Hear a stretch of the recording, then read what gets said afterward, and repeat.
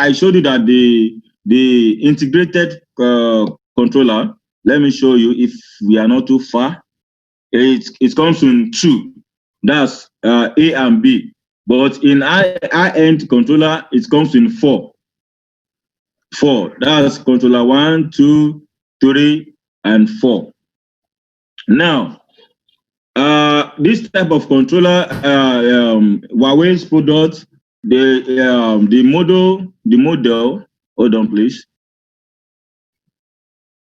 The model for this type of controller is model 18,000 model. This is an enterprise high-end controller. This is an enterprise high-end controller. And why do we have multiple controller? Because to eliminate single point of failure. To eliminate single point of failure, excuse me.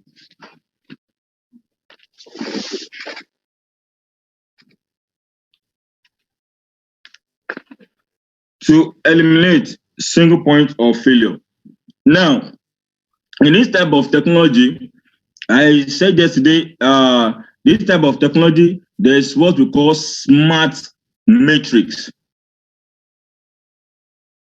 I will explain quickly what smart matrix is all about.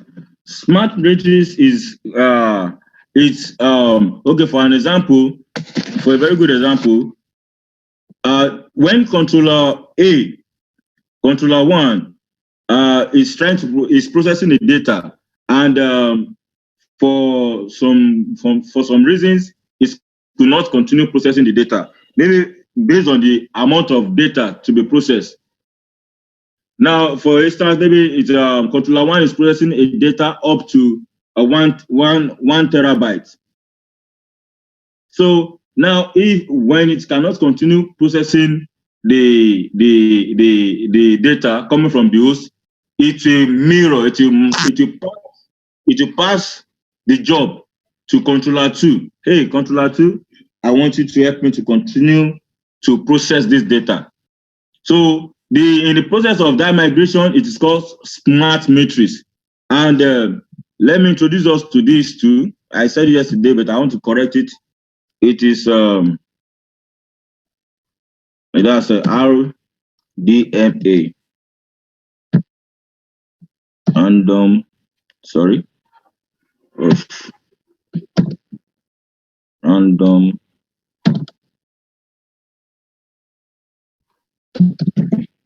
data memory access.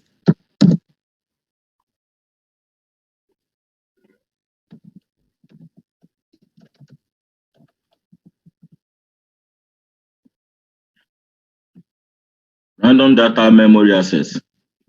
So what this does is that it's the function that is the function in smart matrix.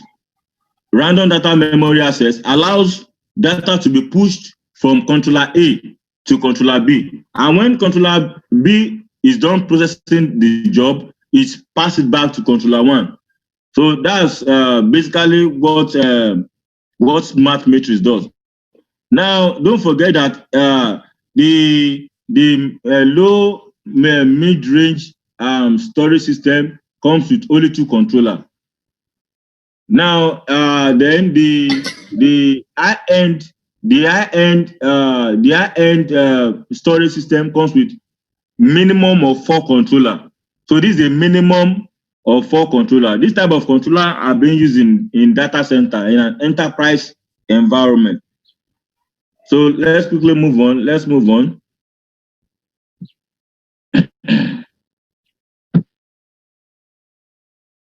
So we discussed this yesterday.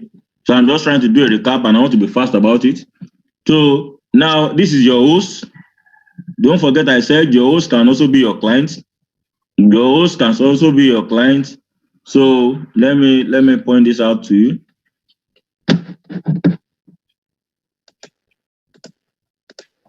This is your host. Can also be your server or your client. Server.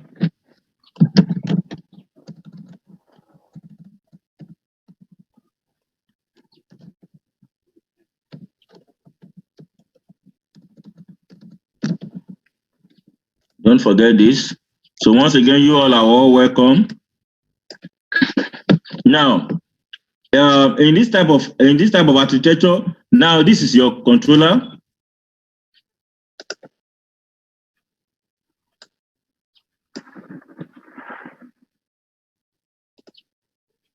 This is your disk controller.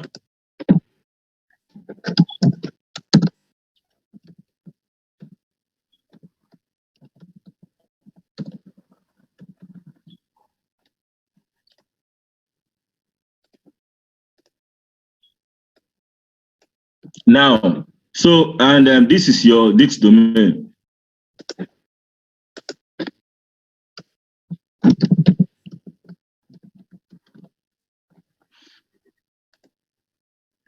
Disk domain, you can say disk domain, you can say disk enclosure. As time goes by, I might not be using disk domain, I'll be using disk enclosure. So I want you to familiarize yourself with this.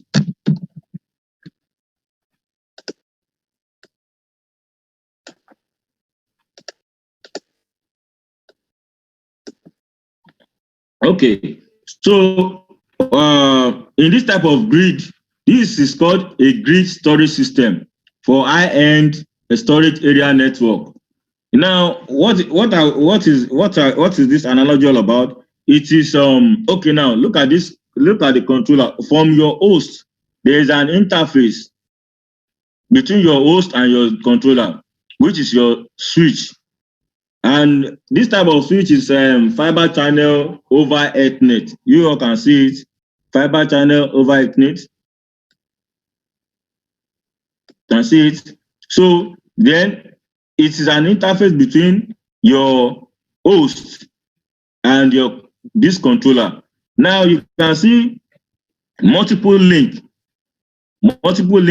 connecting to your disk domain or disk enclosure. You can see multiple. Now the reason why we are having this multiple link is to eliminate single point of failure.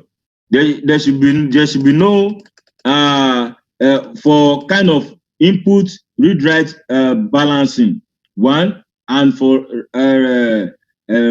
usability and reliability and input output performance is why we are having redundant link. You can see redundant link. This is connected to switch one. Is all of them here are all connected to both switches. It's connected to both switches, and so then, like I said, the essence of this is for load balancing, then to increase the overall system performance and reliability and usability and input output performance, and for easy scale up. So with that,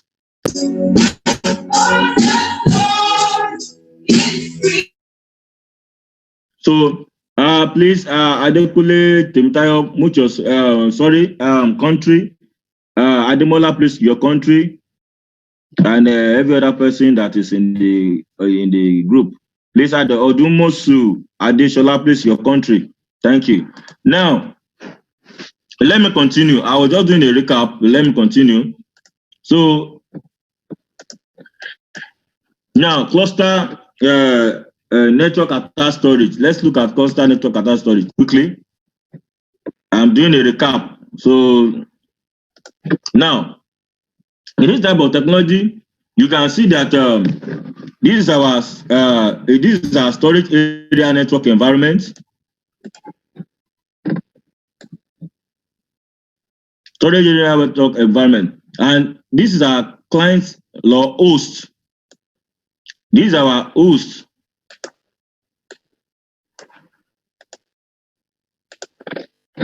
Host environment. Then two different environment. This one can likewise be in let's say in Iraq.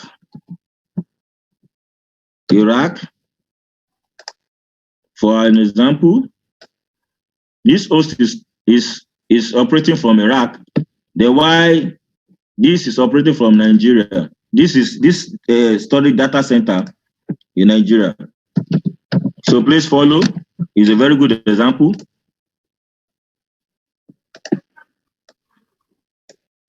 Now, I don't forget, this is your storage area network.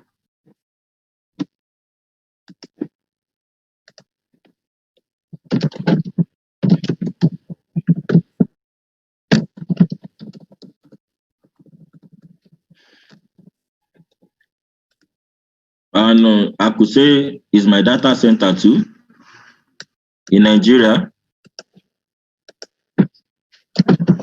Data center. I'm doing this just for you to understand it better. So now for the host, the client from Iraq to communicate with me, they will need a NAS gateway. That's network attached storage to have a global namespace. To have a global namespace.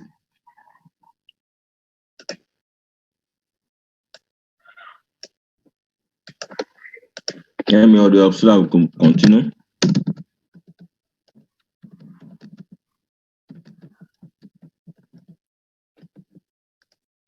Now, you need a gateway a gateway which can also be a modem. Your gateway is your broadband, so is your broadband. It's not your switch. So the NAS gateway with okay, here is your IP line. That's the Internet Protocol Local Area Network. Then it's connected to your NAS gateway. Then from your NAS gateway, then at the receiving side from Nigeria, we have a switch. That's fiber channel switch. So fiber channel link is being transmitted from your NAS gateway to your fiber channel switch. Then is connected to your data center or your storage system in your storage system. That's to access your disk domain. So hope that is understood. So let's move on.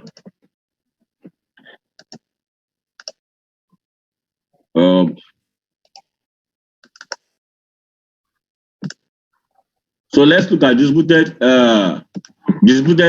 storage architecture. So this is a non-centralized node. So what this is saying in essence is that now in a distributed storage architecture, when the node, the client or the host is trying to access, okay, all is trying to access this at the same time. So what they do is that when it sends an input, read write or input or request to the object storage cluster, then it distributes it. It is being distributed evenly. Distributed. But the only difference is that in non-centralized node, that when you want to configure when the client wants to configure the object storage cluster, it will be done individually. It cannot be done at the same time. It will be done individually. It will be done individually.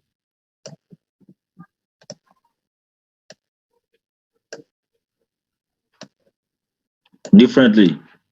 But when it wants to perform read write performance, it writes to all. But when it wants to go through upgrades or configuration and the rest, you configure each one at a time.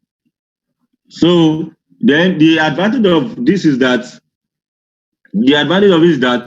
the read write performance is fast. When you data protection in place of RAID technology, data protection in case of when one of these machines is down. In case when one of these machines is down, sorry. In case one of these machines is down, others still have the information to process. So all of them cannot be down at the same time. So the communication medium link here is InfiniBand. InfiniBand is the communication mode. Yeah, you can see. and it transmits 10 gigabytes Ethernet per second. So let's move on. So in centralized node, we have looked at non-centralized node. We want to look at centralized node now. It's almost the same process, but the only difference here is that when you want to access this one is individually. When the client wants to communicate with the object something, it is individual. It is being broken to individual channel like this. When data is being sent, it's not sent across. It's not computed across, it's sent individually. So that's just the difference. Let's move on.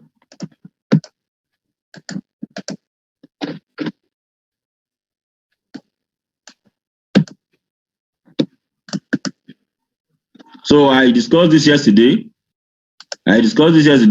Distributed object storage architecture. So there are three files. We should take note of in storage system. And what are the three files? Let me quickly discuss that. What are the three files? That is file,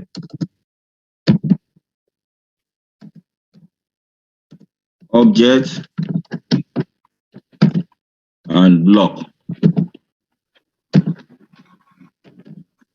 Please, I need you to take notes. So now, file. So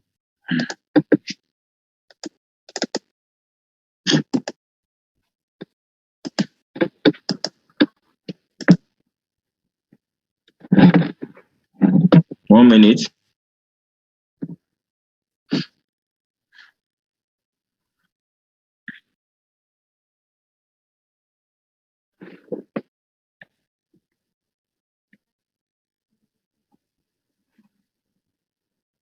Previous. So I said that we need to take note of these three files used in storage system. That's when you are talking about our storage servers. It only recognize these three. That's file, object, and block. Now, before I continue, I would like to tell you the type of architecture that works for each group. So just 1 minute. Okay. Now, what are the types of file that runs in each object?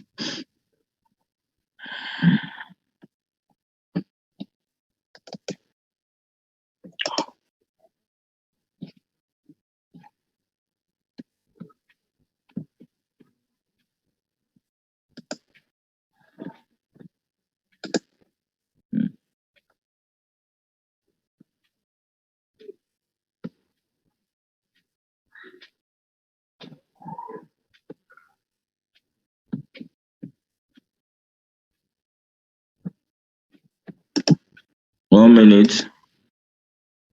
Okay.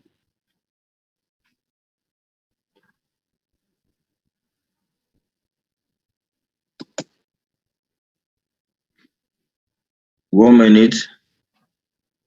Okay. So what are the files? This is what I want to do. So the type of network supported is this place is SAN,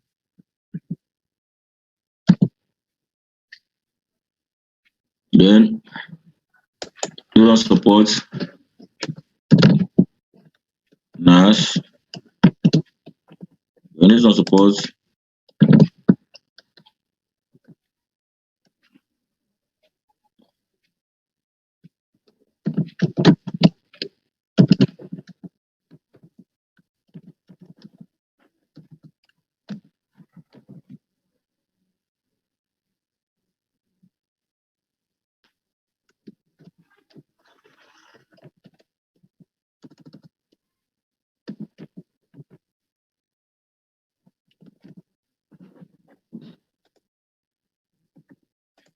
Okay, I want you guys to take note of this.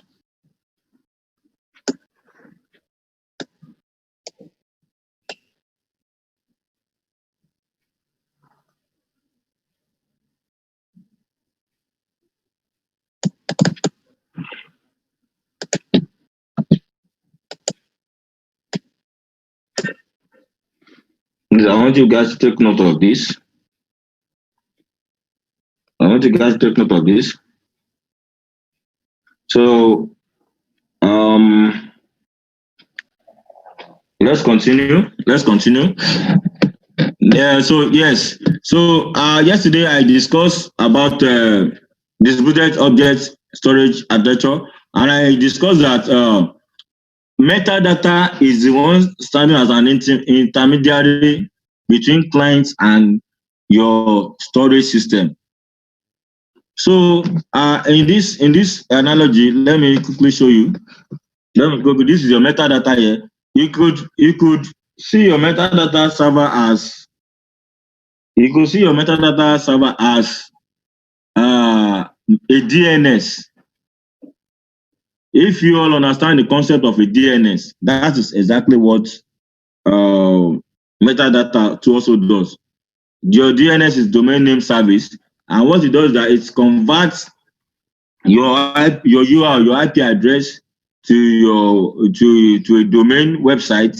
It converts it to a language. It translates it to the language the end user will understand it. And that's the best way I can break it down. Okay, for instance, now you want to visit Google and you want to type it on your URL. Thank God for DNS. DNS allocates time section for your web link and the rest. So what am I trying to say is this? Now DNS also translates your, instead of typing an IP address. Of course, when you type your IP address, you go to Google. But instead of typing in an IP address, then we translate it using a domain name service. So it associates that IP address with a name. So now the same thing happens to metadata server. In this type of architecture, distributed object storage architecture, now data request sent from the client does not go to the request doesn't go to the storage system directly. It has to first go to the metadata. It sends the request to the metadata. Now, what the metadata does is that is a management system. So, but what is it managing? It manages how data are being stored in the storage drives. Now you can see we have multiple hosts here sending requests at the same time. So the function of the metadata is to allocate. Okay, when okay, like for instance now, let me say this is one. Let me say this is one.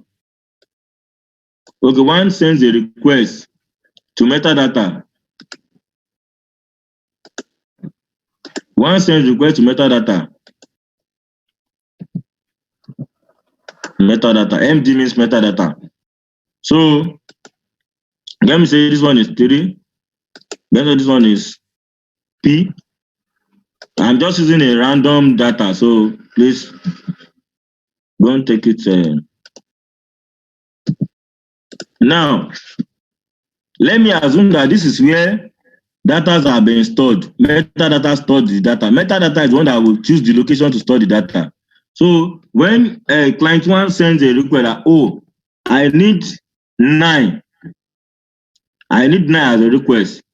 Metadata, because anytime metadata is storing data in the storage drives, it always has a record book or directory. So the metadata will first go through the directory to know the location and the exact track or file where the file was stored. So for instance, yesterday, maybe the last time the client stored or make request was 9. It stored on 9, it stored on 4, it stored on 3, it stored on P. Okay, now it's now making request for P. Metadata will go straight to the location, first check his directory, go to the location. Oh, I found it. Then if it's found it, then it will return it back, and send it to the client. So when that action is successful, it also records it back again. So metadata server's major function is to manage the way data are being stored on the storage array or the disk domain. The location, the where data is stored cannot be, the client doesn't have an idea. It is only metadata that knows. You can just imagine in the library. Let me use library as a case study. Only the librarian knows the location of where a book is stored, not the student that came to read. Let's see the student that enters the library as a client. Oh, he speaks with the librarian that, please, I need a book on so thing. What the librarian does is he or she doesn't just go straight to the shelf and start picking. First check her logs to check the location where that book is. Then if she has gotten because all those books are well labeled, then it's okay, this is the book, this is where it is. Then you will ask that student, okay, sign that you collected this before going to go and pick the book, because it's okay, sign that by this time I came to collect this book. The student will now sign. Then she will now go and trace the book based on the record in her hand. So she will go exactly to where the record is and get the book for her and come back to the lobby or desk, then hand the book over to her. So that means the student cannot just go to the library shelf to pick any book. Just see the analogy, see it as metadata. To have just explained metadata using a simple analogy. So let's continue. So we'll be introducing ourselves to Huawei. Okay, sorry, component of storage systems.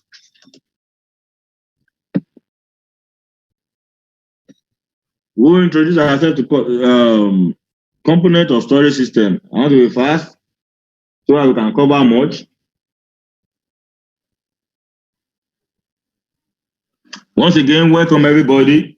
So, okay, thank you very much. So now, component of storage systems. I remember we discussed about it yesterday. We talked about the integration and the separation. So, I will be showing us in a minute.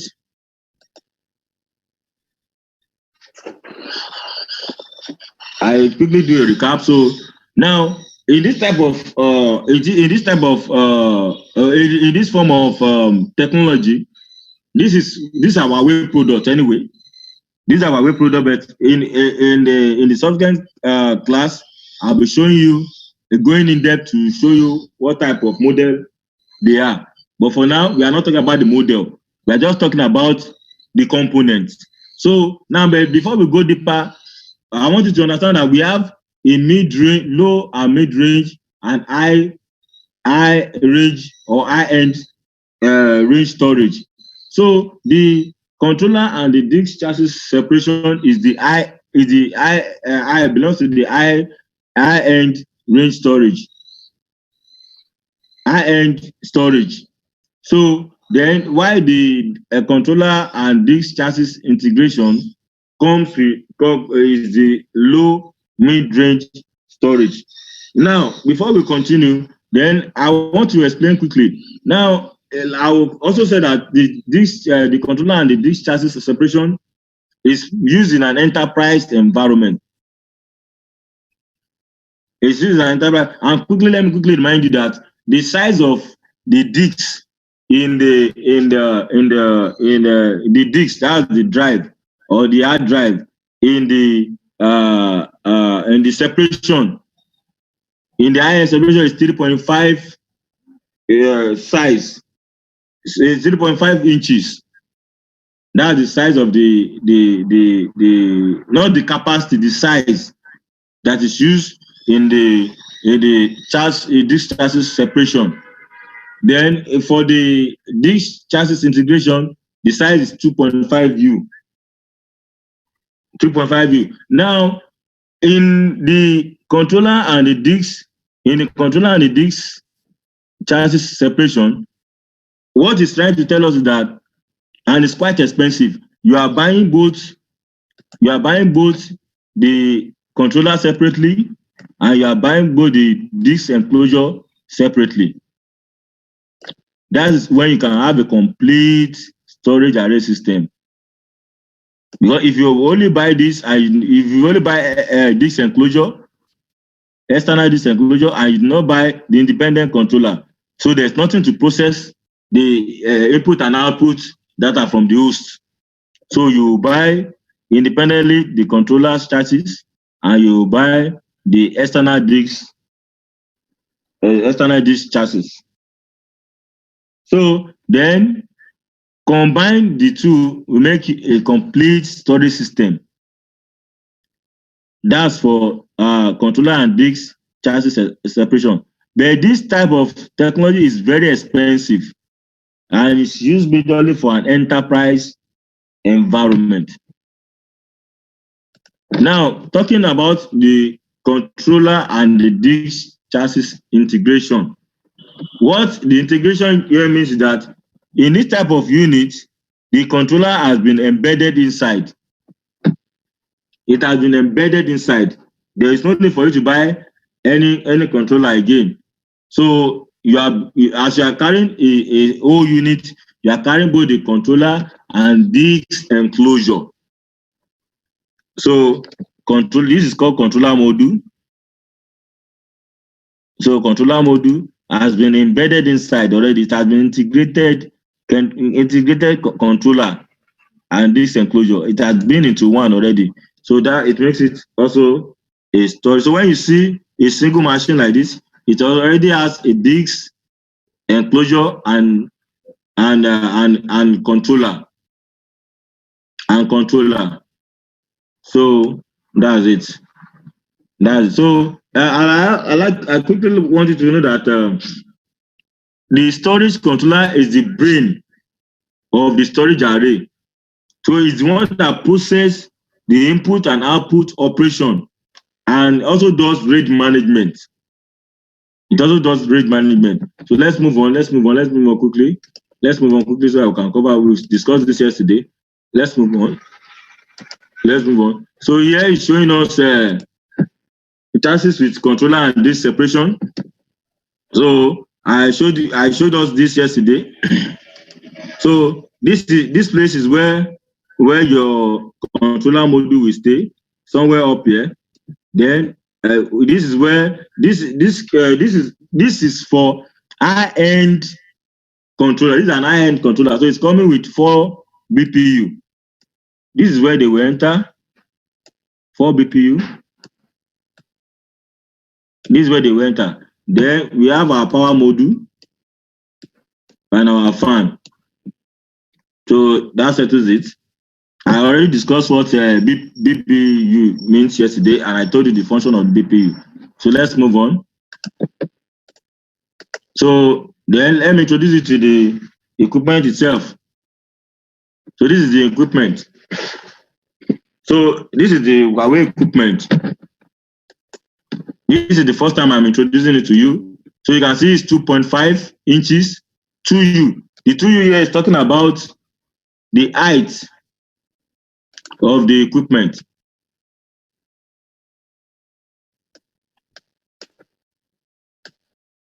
So it is 2U. The height of the equipment is what I've just showed you. Is 2U. So now don't forget the first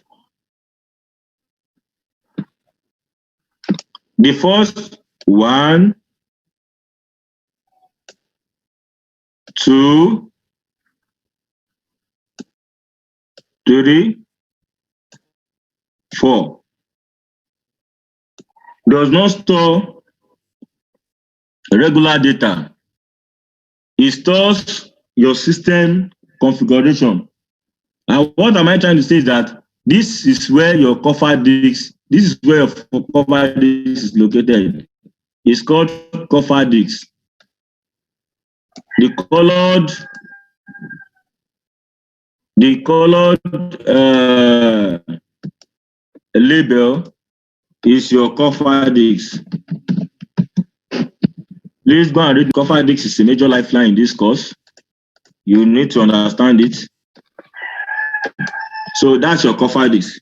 So your coffer disk is the range of 0, 1, 2, 3. In your storage drive, they don't start with 1, they start with 0. So we're having 24.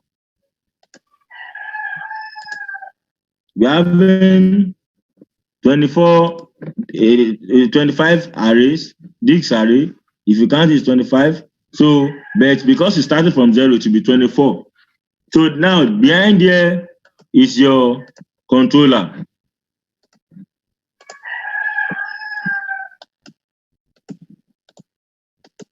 Behind there is your controller. This is your controller port.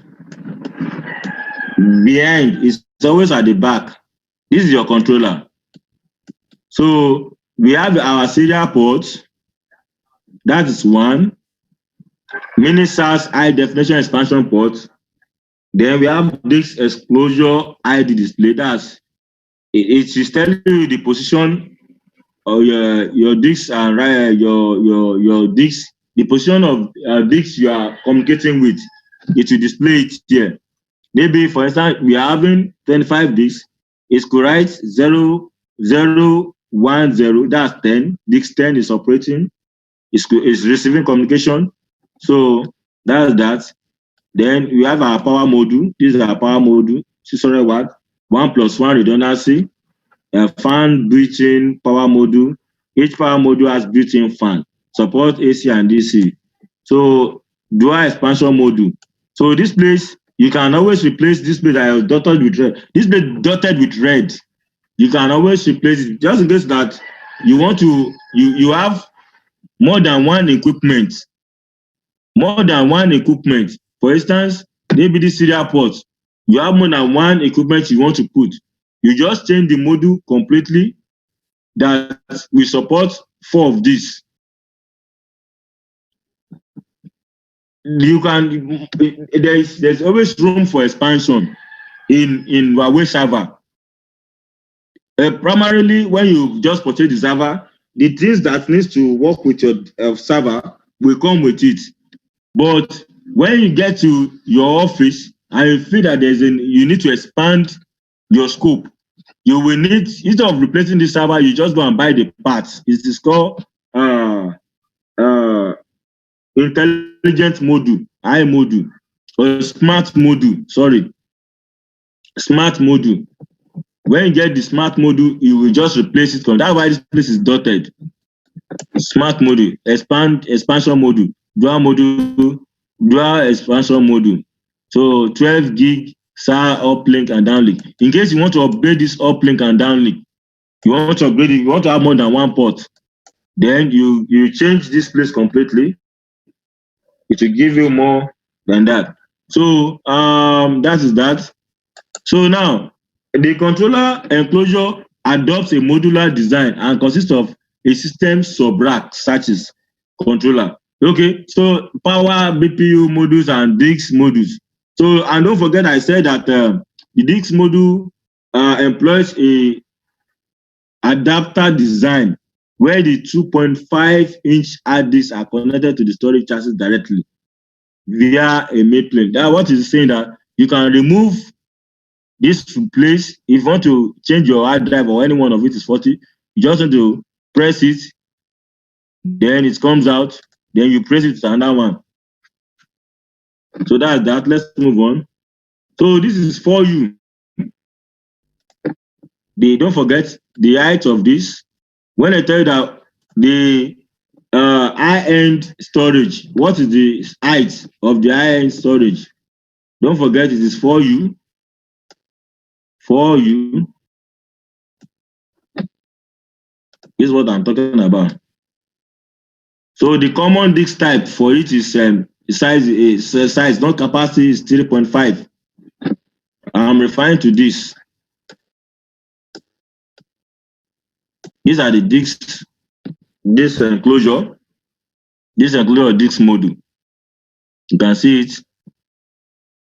So behind it is also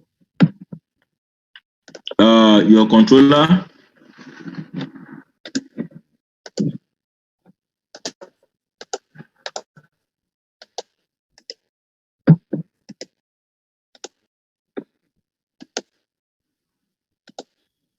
Behind it is also your controller.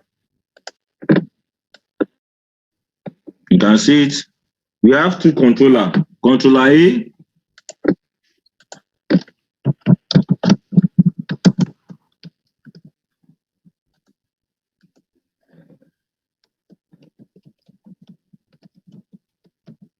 controller B.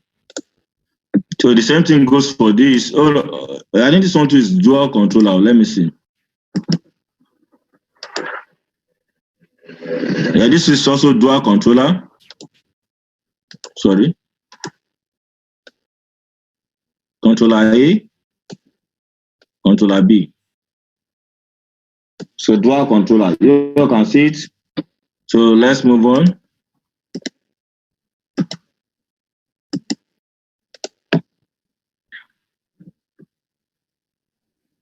So this is also having two controller.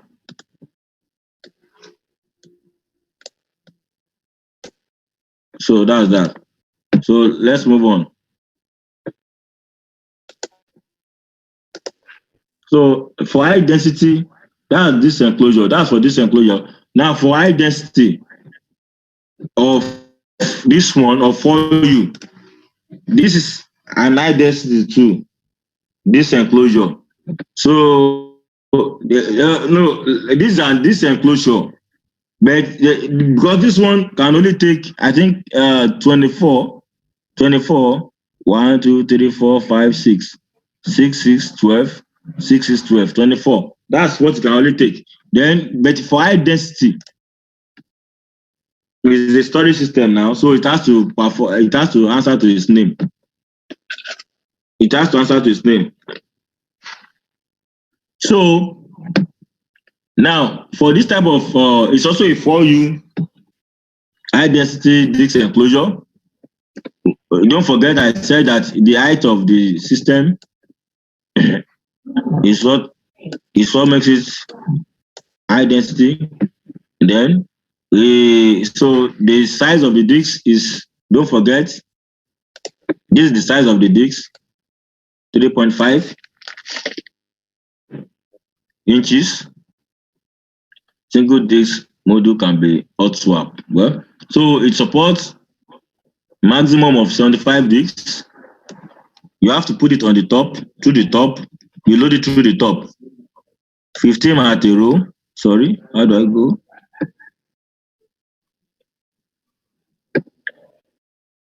Okay.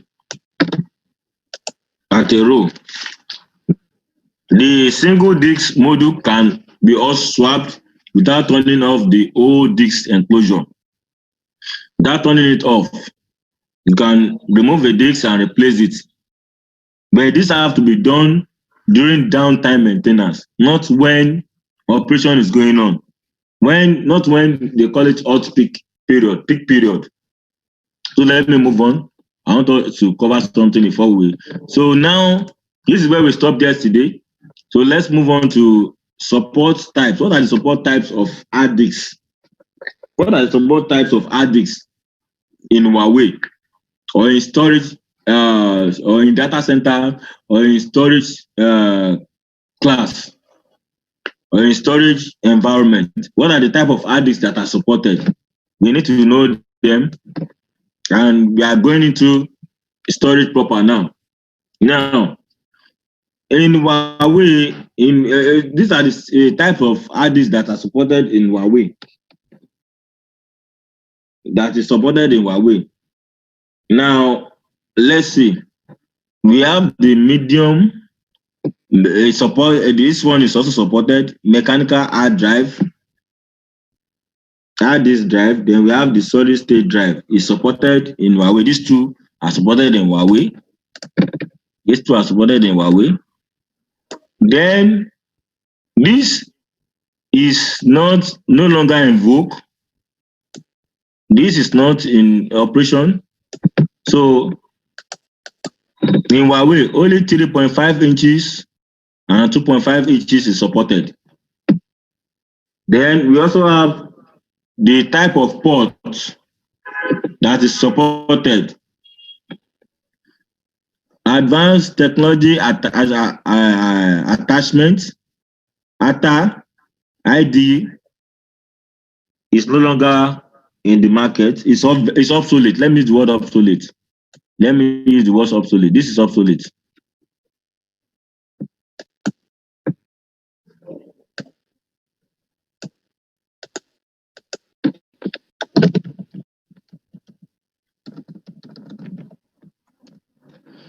That's obsolete.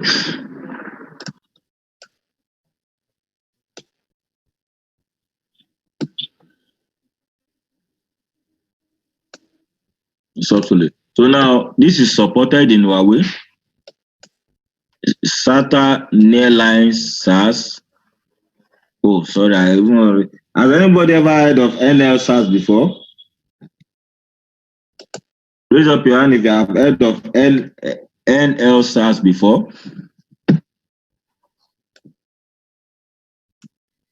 Has anyone heard of NL SAS before? I've even said it seriously. Okay, don't worry. I will still maybe for the point for the purpose of the class. Let me just quickly break this thing down. I don't want to just waste on it, but we are still going to be explaining all these sports in details. So let me just show you the ones that are supported in Huawei.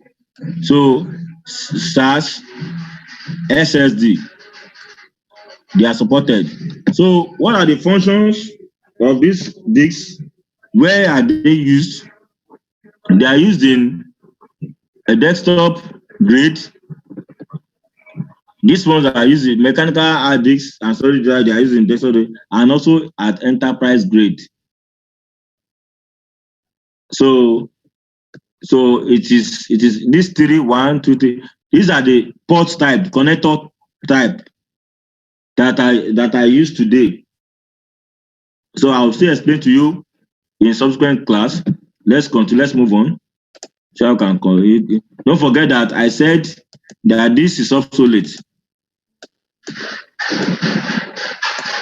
Don't forget I said ATA ID is obsolete. This one.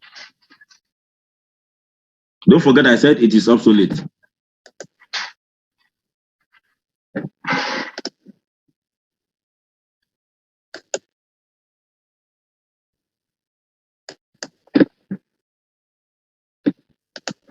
Don't forget I said this is obsolete. ATA ID is obsolete.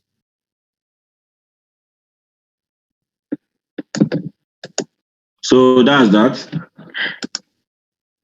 So let's move on. So let's look at the component of an hard disk. What is the component of an hard disk? Sorry.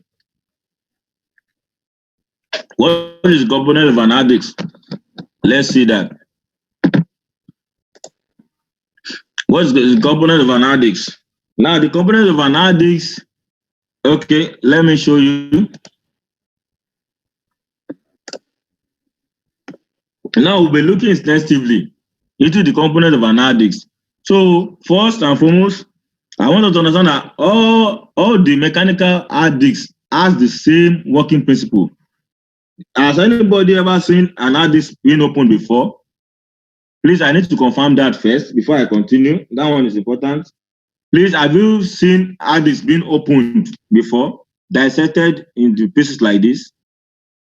Or have you in any way dissected an hard disk before? Please just raise up your hand. Yeah. Just raise up your hand.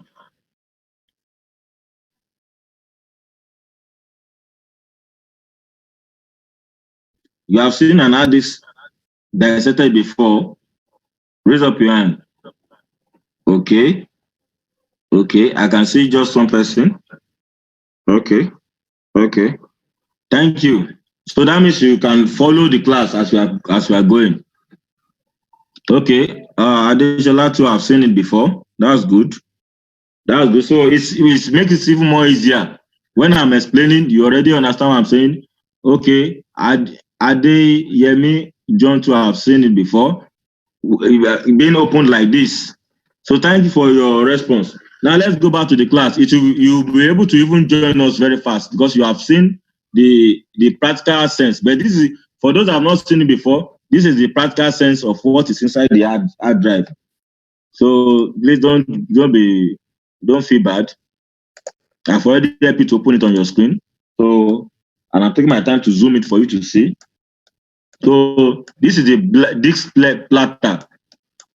What this platter means is this circle is a mirror. That is where your data this is where your data is being written in a magnetic form. This is a glass. This platter is a glass.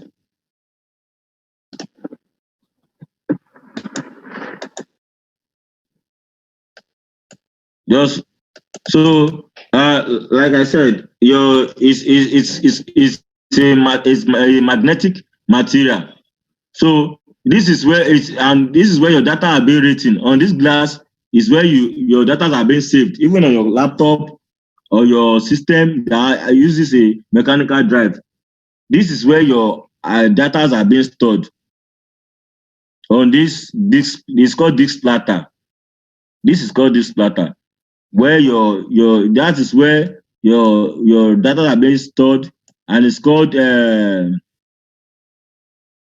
are being stored. Your read write. Because now when you with the kind of information that are stored in this this platter are in bits, binary 1 and 0. 1 and 0. So that's the kind of data that are written on this disk. 1 and 0, 1 and 0, 1 and 0. When you are trying to write into it, it is not exactly what you type, but there's a conversion that has gone on. So 1 and 0. So don't worry, I'm still going to explain it. So the what this does majorly, this pattern does majorly is that it saves and preserves written data. So now let's move to the actuator. The actuator is the arm. Let me show you. It's the arm that moves the read-write perform the read-write. This is the actuator, the arm. The actuator moves the read-write arm of the actuator move the read-write arm. This place is the actuator, the joint, the arm that moves the read-write of this read-write arm. The actuator moves the read-write arm so that when it wants to write, it writes directly in a specific location. I don't know if okay, let me continue. I believe you guys are following me. So the actuator moves the read-write arm to a specific location on the platter. Don't forget that this is your platter. The platter looks like a glass, but is a magnetic. It has a magnetic interface. That is why you have been advised that you should not take your hard disk close to a magnet, because it can damage. It can damage your PC. It can damage it can damage your hard drive. That's why you're always advised not to take your hard disk close to a magnet. So I've discussed this platter, how it looks like. I've discussed architecture. So let's look at this connector. So the disconnector, let me show you and quickly show you an example of disconnector. So your disconnector is your ID. Like for this one now, I am sure it will support like this one, the way I'm seeing it now, it's an PATA connector, because this type of hard drives are, although SATA to use this too. So let me show you an example of a connector of SAS and SSD connector. Let me quickly show you that before we continue. No, let me save time. So this connector, this is where you power your interface, your communicator between your hard drive and your PC. This is where you have your power. This is where you have your power to power up your hard drive. You know, for many of you that have seen the hard drive before, you always see a cable behind it. So that cable is transferring your read-write data. Then it's also powering up your hard drive. So that's for a connector. Then we will look at the control circuit board.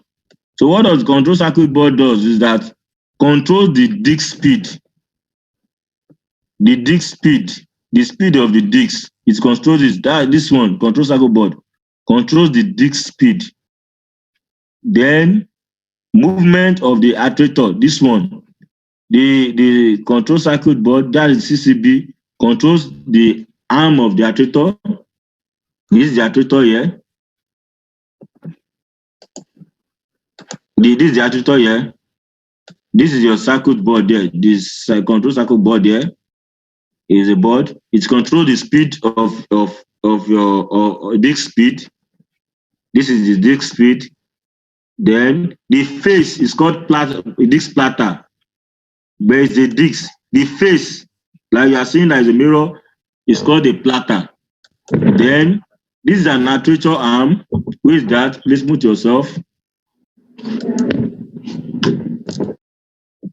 So then we haven't said that, haven't looked at the CCB. Haven't looked at the CCB. We've discussed the read write. So the read write arm is where there's a knob at the end of the tip of the actuator, arm. Sorry, the actuator is so then what it does is that is the one that writes directly on is the one that performs the read write performance. Sorry, I love to say the read write performance. Sorry, it's the one that performs the read write on your drive. It's the one that writes on the face of the platter. The read write arm is the function is to write on the face of the platter. It's the only one that can write on the face of the platter. Then so we will look at the spindle. What the spindle does is that this is the spindle here. The center of this plate, there's a borish there. Borish is also used in a car at a joint of a tire or what have you. So there's a borish at the center here. Under this hard disk is a rotor that rotates this hard disk. It rotates it clockwise direction. It rotates. There's a rotor behind this plate. Under this plate, there's a rotor. So I'm going to show you in details. Yeah, I'm going to show you in details in the subsequent class. So okay, motor and bearing is underneath. Okay, I didn't even know this is even here. So you all can see it. So a spindle. It's called spindle. It spins the drive. It spins the drive. So please, all of you, I hope you have taken notes. I said the actuator moves the read write arm to the specific location on the platter.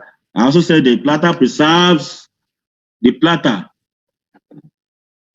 This platter preserves or saves the written data. And I said the spindle is responsible for the rotation of the disk platter and move the disk specific location to under the read write. So anywhere this thing wants to write, the work of the spindle is to rotate this thing so that the read write arm can write its information. So what the disk does function, the spindle does function majorly is to rotate. Its major function is to rotate the disk to the part where the read write arm can write information on the disk platter. So I haven't said that. Let's move on. I've discussed about the CCB. that is control circuit board. I said it's one that controls this disk speed and the arm, the actuator arm. This actuator is one that controls the speed, the disk speed, and the actuator. That's what happens at the CCB. So let's move on. Now, a disk drive track is a circular part on the surface of a disk round the spindle, round the spindle, round the spindle, where data is recorded magnetically. I told you. So as we go by, let me quickly say something here. On this part, let me say this for everybody to listen. Please, your attention is needed now. Now, when this hard disk is still very new, when you bought it very new from the manufacturer and it gets to your home, first thing first, it is not usable because there are no tracks on the face of the disk platter. There are no tracks. So first thing first, it will require you to create a track on the disk platter. And how do you do it? At every first usage of any device, maybe storage device, maybe flash, maybe a compact disc, CD, maybe CD writer, what have you, it will require formatting. You will require you to format it first. So while you are formatting, it is opening up the path for the read-write channel to take place. Because when the manufacturer designed when it was leaving the manufacturer factory, it was just plain, no parts. Okay, for many of you that okay, I'm going to use a very simple and clear example. For many of you that have seen a CD, compact disc, a CD, compact disc, or a DVD, or a Blu-ray disc, a blank one, and you have an information to write on it. When you look at it, you see that it's still very plain. But after burning information on it, you'll find out that there's a track, there's a dark spot on this thing. Two things have taken place before writing data on it.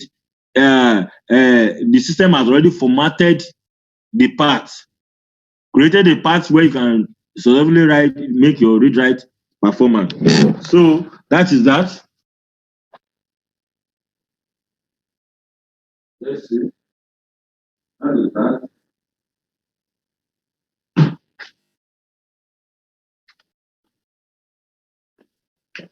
Let's continue.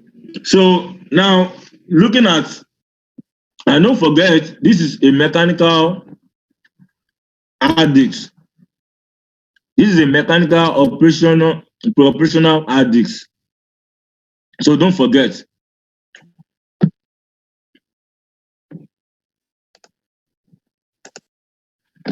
Now, we've just finished looking at the hard disk, component of hard disk. Now we want to look at the properties of hard disk.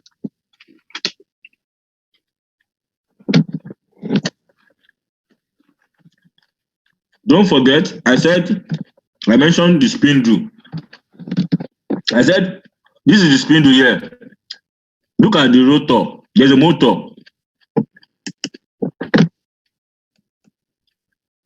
The spindle. This is a spindle. It's the one that moves, responsible of rotating the disc to a location that the actuator can move the read-write arm to write on the disc platter. But don't forget that. Then I said here.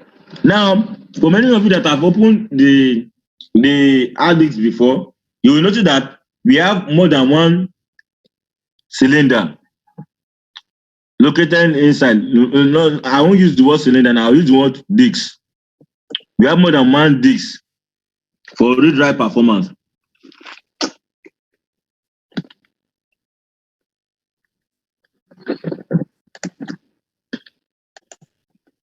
I won't use the word cylinder, I'll use the word disc. So when you open it, you have 1, 2, 3, 4. Under it, you have motor. On top, is called spindle. Its function is to rotate the disc. Now we have we have okay. Now, so sorry. Now look at your actuator arm. This is your actuator arm. Your actuator arm, don't forget what controls this actuator arm is your CCB. Controls the speed of your disc, and your actuator arm is to move to where it's going to, the exact location where this read write head is going to, there's a head there. It's going to write its information. So there's a track. There's a track this read write is going to write your information. At every point it's going to write it on a track. A disk drive track is a circular part on the surface of the disk around the spindle, where data is recorded mechanically. Where data is recorded magnetically. Track numbering starts from 0, and the numbering starts from the edge of the platter. It starts from here. The numbering starts from the edge. Numbering starts from the edge.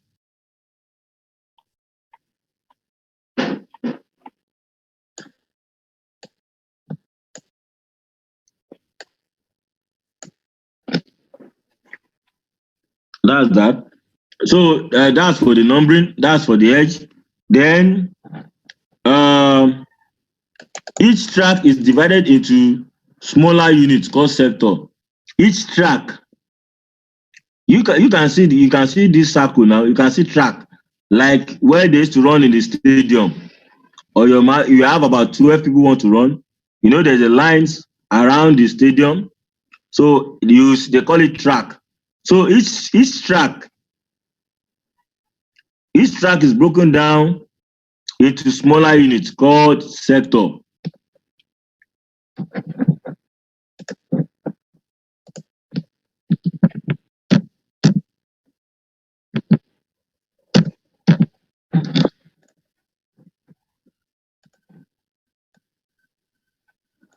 Okay, let me hurry up. We are moving. Let me hurry up. So then that's that. So this is your arm actuator. Your arm actuator, its job function is to move to the location where it's going to write on the track, and that's why we used to when you have a bad track or a bad sector, that's why you always find it difficult to save your document or to read your opening a file. When you're opening a file, you are reading a document. So when you are saving, you are writing on the document. You are writing on the hard drive. When you are saving, you are writing on the hard drive. Then when you are opening the document, you are reading on the hard drive. Please take note. Now let's move on.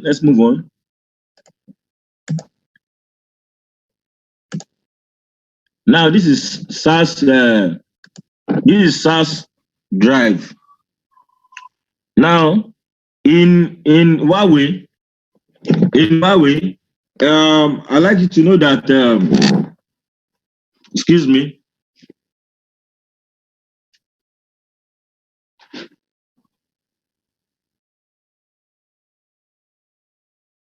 Okay. Yeah, I'm back. Okay. Now, in Huawei, I'd like you to understand that you cannot use ordinary SATA disks on the storage system.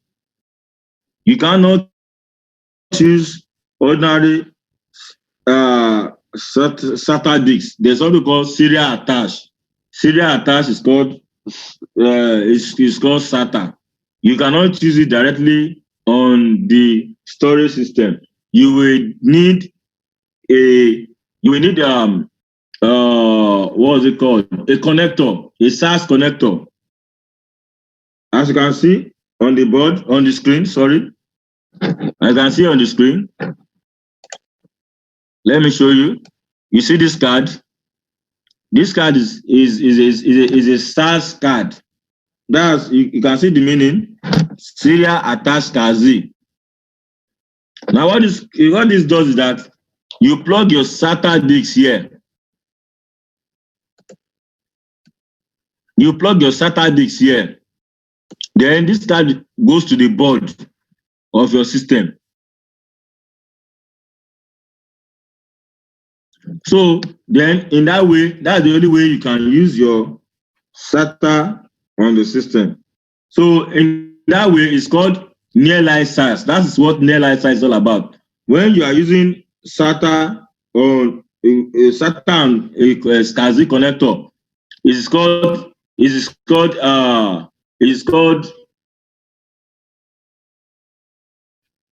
when you use a connector for SATA, you cannot plug your SATA drive directly to the storage system. It is not gonna work. Even there's no interface for it. But you need a connector, and this is the connector here. With the aid of the connector, you can see it has been embedded. This is the port for SATA here. This is SATA port here. So with the aid of this, it's only when you can use SATA on your storage drive. Now, when you now use that on your storage drive, then it is now called nearline SAS. It is called nearline SAS. That's what I was going to say. It's called nearline SAS. It is no longer going to be SAS. It's going to be nearline SAS. Nearline SAS means nearline serial attached SCSI.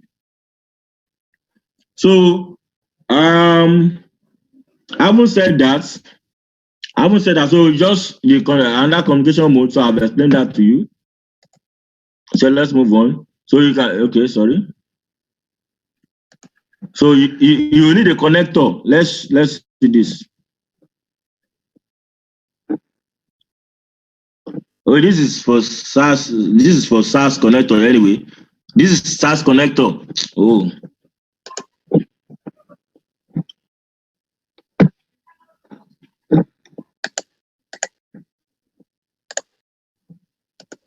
This is SAS connector.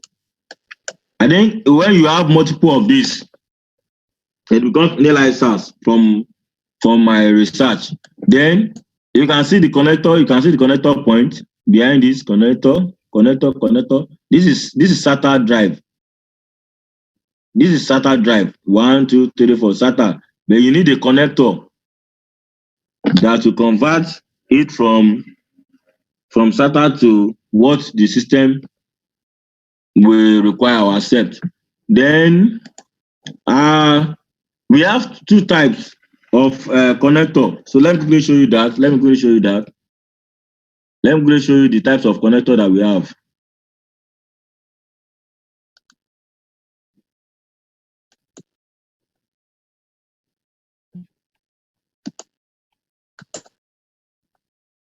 You all can see my screen.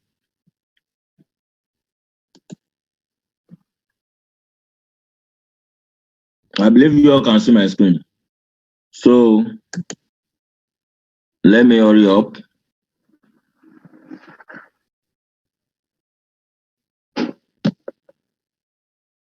Okay, so you all can see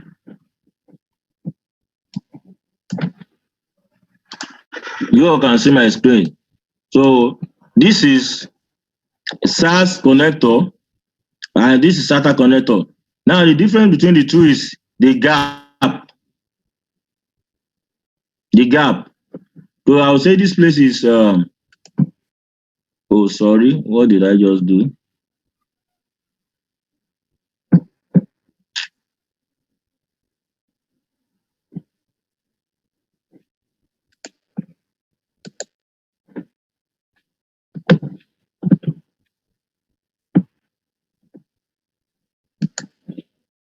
So this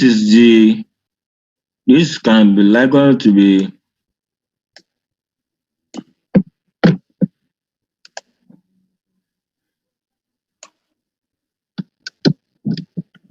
data Oops. Might not be able to see it.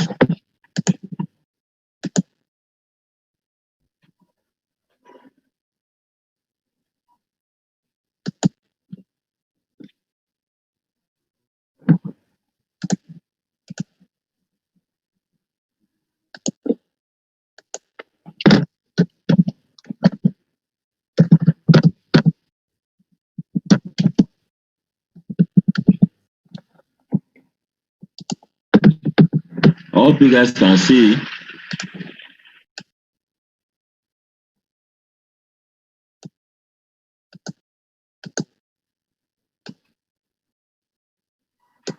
So that's the way it's being connected. So it makes SARS to be more faster than ordinary SATA. Now, like this is SATA port for many of you that have seen SATA before. So this is SATA port. So there's a gap in between here that separates the two. So the gap is what makes it to identify the two. So you can see it. You can see it. You can see the type of you can see SARS, you can see the SATA. When after the class, you can go online to go and see the difference. You can go online to go and see the difference. So you can see this, the cable came together, one data transfer, one power. That's for SARS. You can see it. This is SARS cable, serial attached SCSI. You can see it, the cable together. But if it were to be SATA, it's just single.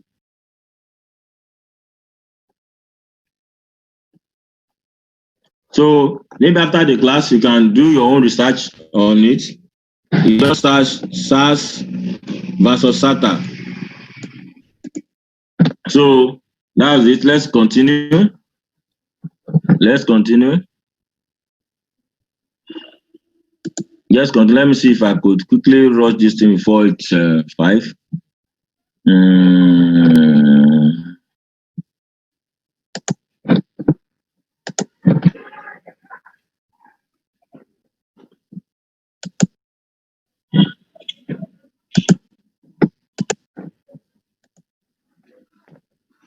Okay, so we are still talking about SARS drive. So I've just showed us the connector. So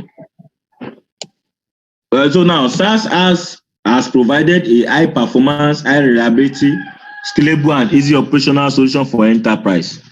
So it's to allow, because it allows you to use SATA drive, SATA disk. So then with that module, it provides high performance, high reliability and scalable and easy operation solution for enterprise data center. So let's look at what is nearline SARS. How does it work? Let's see it. Nearline SARS. Okay, nearline SARS are basically enterprise SATA drives with a SARS interface. Which okay, that's read write head and this platter. In addition, they have the rotational speed, that's called spin, of traditional enterprise class SATA drives. That is the RPM for SATA disks for nearline SARS can run as, that RPM is run per minute. That's 7,800 or slower. So according to my note, it says nearline SARS drives a combination of SARS connector and SATA drive platter, which means that it has all the connectivity benefit of SARS. So let me see. So yes, of SARS. Why using a SATA disk platter that comes near to SARS drive level performance? So what are we trying to say is that since the internal disk structure uses SATA technologies, nearline SAS drive cannot reach full SAS drive level of performance and only comes near to SAS level performance.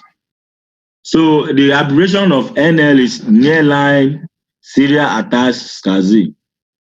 So let's move on. Okay, now I just quickly let us look at solid state drives. Sometimes I call it solid state disks. If you say solid state disks, you are still right. You say solid state drives, you are still correct. So this is a non-mechanical disk drive. As price, as price, as price, as price lowers and storage capacity increases. Okay, as price lowers and storage capacity increases, SSD is becoming more and more popular in the market, which is true. SSD principles uses flash technology to store data. No mechanical storage. No mechanical structure. I'm used to the word storage and read write, so forgive me. No mechanical storage. No mechanical structure with lower energy consumption. With lower or no energy consumption, it doesn't consume any energy. Now, low heat signature and low noise. It's not even low noise, it is no noise because there's no noise. Now, if you want to, for many of you that have used flash disks before, now tell me what is the kind of noise you will hear from a flash disk? For many of you that have flash disks or flash drive, what is the noise? You can only have low heat signature, but I would say it has no noise, not low noise, no noise, and it doesn't consume any energy. So then it has a limited lifespan due to SSD usage frequency. Now, what is it trying to say there is that the limited lifespan, it can work as long as you want it to work, but what is being said here is that talking about the frequencies that the workability of the flash drive, sorry, the workability of the solid state drive, because it's a flash technology. That is, if you are fond of formatting this solid state drive or flash disk, the lifespan is going to be reduced. So the lifespan will be reduced. The more you format this solid state disk, the more the lifespan of your system reduces. The capacity shortens. But for server and for enterprise storage, you are not required to be formatting, so there's nothing to be formatting. So the lifespan of it is durable enough for storage systems. Now we have 3 types of SSD. Please and please and please, if I've been speaking English since, this is the best time you should understand my English. We have 3 types of SSD, solid state drives. Please register it in your mind, not even your notes now, in your mind. We have the single level cell, we have the multi-level cell, and we have the triple level cell. Please, these 3, I will try to my best to explain to you. They are very important. It comes out in exam. So please take note.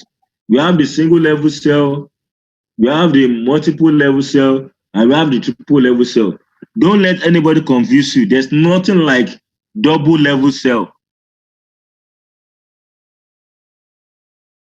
Okay, let me continue to save time. So although traditional mechanical drives will not be disappearing from the market anytime soon, So solid state drive has become more and more popular and widely used in the market. So SSD does not use magnetic materials to store data, but it uses basic unit of N-AND flash called cell. So our storage units are okay. So our storage units to store data. And flash is a NAND. That's NAND. For many of us that did data electronics, let me write it out. Our logic gate. NAND. NAND.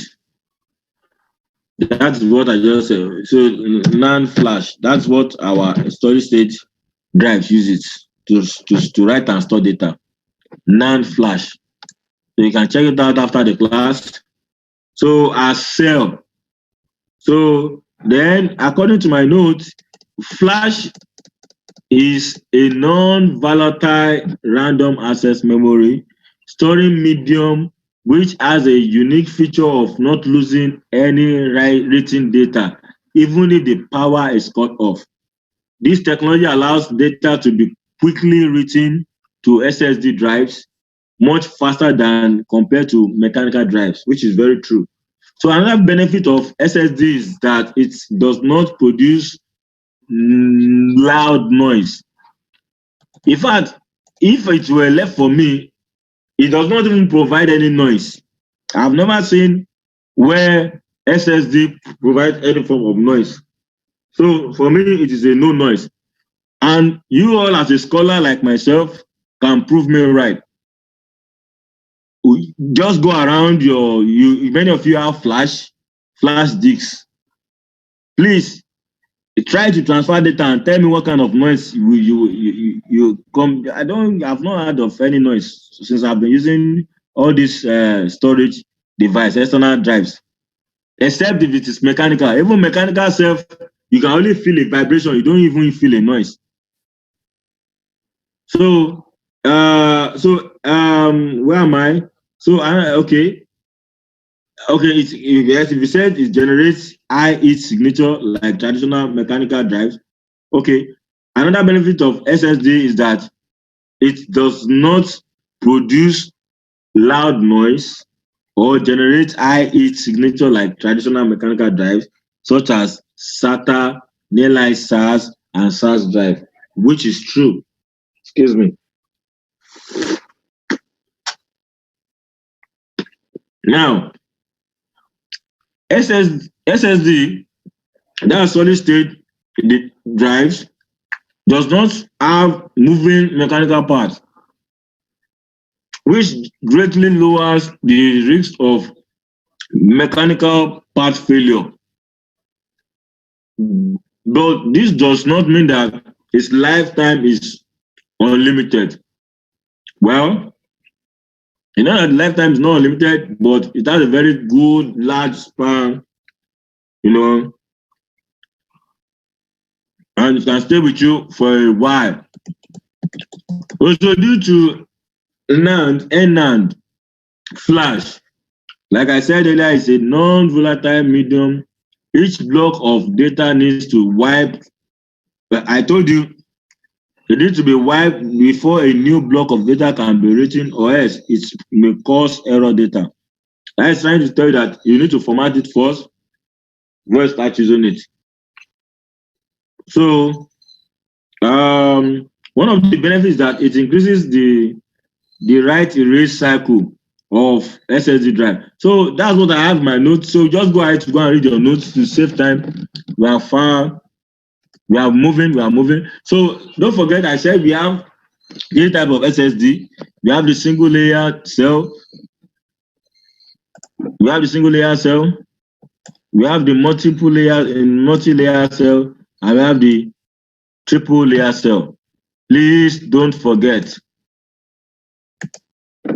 Now, SLC versus MLC versus TLC. What is being shown us here is that it's showing us how data are being written in each of the cell. So for single layer cell, data is written in 1 bit at a time. one bit at a time, one bit at a time. That's for single layer cell. Now for multi-layer cell, it's written 2 bits at a time. 1, 2, 1, 0, 0, 1, 0, 0. Now for the triple layer cell, it writes with 3 bits. 1, 2, 3. 1, 2, 3. So now if you want to write on your triple layer disk, then if you want to read, sorry, it will write across 1, 2, 3. Then if you want to read again, it will read across 1, 2, 3 on each track. So it takes time. So among these three, which will I say that is fast in read write? Single layer cell is fast. It's very, very fast. Single layer cell is faster in read write. Then for triple layer cells, it's kind of a bit slower, but it's not as slow as in the recent. But the time single layer cell used to write information on a single row, this one is still writing on this one is still dealing with writing it on a single track, while this one is done writing. So read write performance here for SLC is very fast. So like the note says here that each cell in the NAND flash of the SSD drive traditionally can store 1 bit of data, which is either 0 or 1. However, in newer generation of SSD drives, we are able to store more data in newer generation drives. Okay, I was going to say that the SSD drive sold in the market today is triple layer cell. Triple layer cell. It has larger capacity. It has larger capacity to process your read-write performance. So, or read-write function. So this is a common type of SSD in the market. That's triple layer cell. So I haven't said that. Let's see. I've explained. So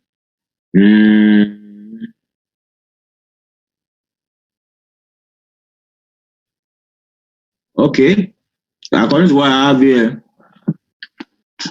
triple layer cell, like I said, has the largest SSD available in the market. It can store up to 2 terabytes of data. It can store up to 2 terabytes of data compared to its processors. Its processors cannot store up to that. So, but though it's not giving me, they think okay, that's 64 gigabytes. But he said initially SSD were only available in 64 gigabytes or smaller capacity. But now the largest TLC SSD is available in the market, can store up to 2 terabytes of data. So possibly maybe your laptop is running on SSD. However, different type of SSD has different level of wear, that's wear and tear, wear is resistance, which results in different level of drive reliability. The wear resistance of SSD disks is also as an important factor in choosing an SSD disk.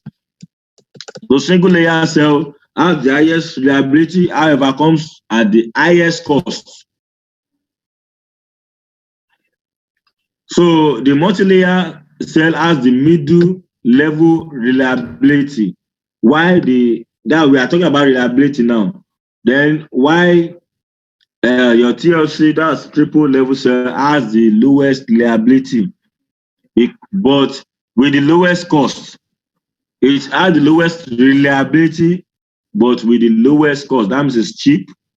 So hence, choosing the right kind of SSD disk depends on the customer requirements and the storage scenario and also costing evaluation. So quickly, let's look at what is inside the SSD. Let's look at it. So quickly study it. So So that is so look at this architecture. This is your SSD. Many of you have this in your laptop. This is an example of SSD, but it doesn't have any mechanical component inside, just board, IC, integrated circuit.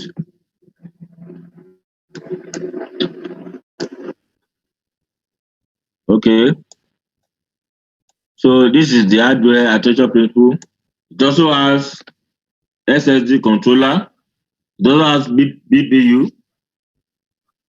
It also has RAM, dynamic data rates, with random access memory. It has multiple layer of flash. You can see it. So what are the advantages? The advantages are there.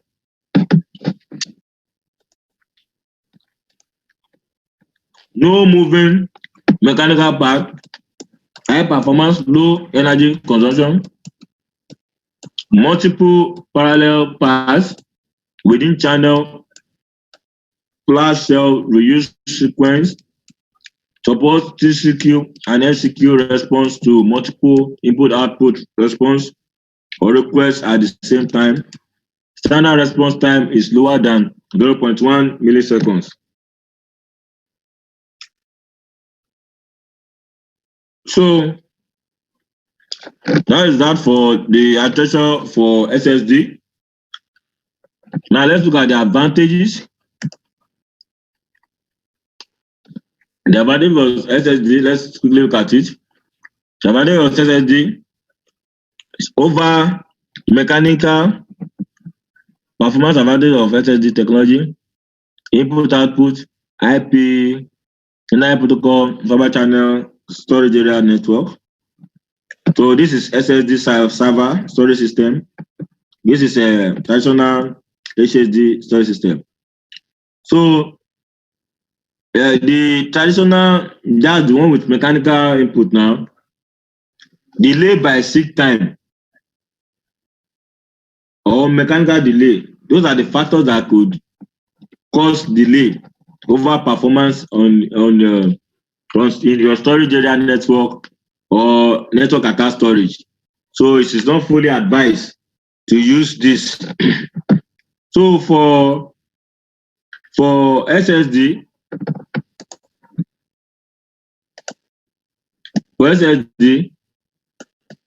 you should always expect the best performance. What are the best performance? It has the short response time, high read write efficiency. Why is that? Because there's no mechanical movement. There's no actuator moving up and down. It's writing directly to the bus, parallel bus. You can see it from the previous chart. Look at it. This is the complete architecture of SSD, flash, SSD controller. They are all board, PCB board, print circuit board. So let's continue. So key performance indicator of hard drives. So we look at the input output performance. So the input output per second is a key indicator for high frequency random read write application such as OLTP, online transaction processing.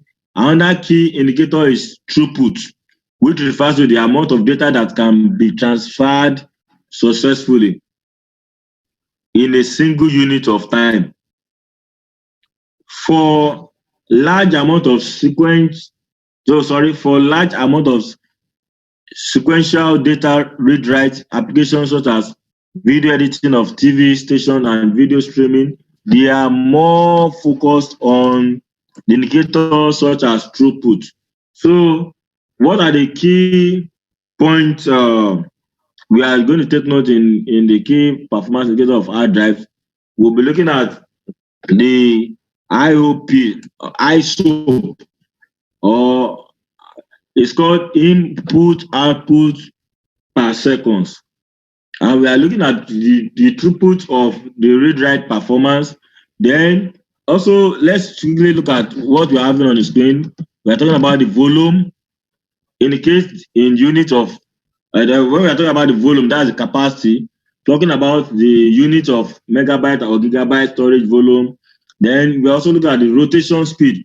So these are determined. This key point here determine the amount, the cost of purchase of your drive. You need to consider all this when you are buying your hard drives. When you want to buy a hard drive, please consider all this. Consider it. It's very important. The volume will determine the cost price. Then the rotation speed. The rotation speed is very important.